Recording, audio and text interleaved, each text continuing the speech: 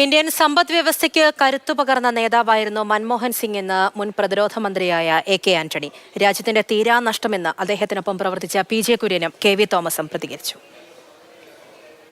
സമീപകാലത്തെ രാഷ്ട്രത്തിന് നേരിട്ട ഏറ്റവും വലിയ നഷ്ടമാണ്, ഒരു ദേശീയ നഷ്ടമാണ് മൻമോഹൻ സിംഗിൻ്റെ വേർപാട്.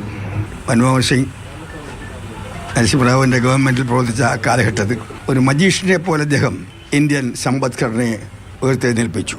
രാജ്യത്തിന് ഒരിക്കലും നികത്താനാകാത്ത വലിയ നഷ്ടമാണ് ഉണ്ടായിരിക്കുന്നത്. രാജ്യത്തിന് ഒരാഴ്ച പോലും മുന്നോട്ട് പോകാൻ കഴിയാത്ത സാമ്പത്തിക വ്യവസ്ഥ അദ്ദേഹമായ ഏറ്റവും വലിയ പ്രതിസന്ധിയിൽ നിന്ന് ഇന്ത്യയെ രക്ഷിച്ചു. ഞങ്ങളെ അത്ഭുതപ്പെടുത്തിക്കൊണ്ടാണ് അദ്ദേഹം ധനകാര്യമന്ത്രിയാവുന്നത്. അത് ഞാൻ പാർലമെൻറ്റിലുള്ള സന്ദർഭമാണ്.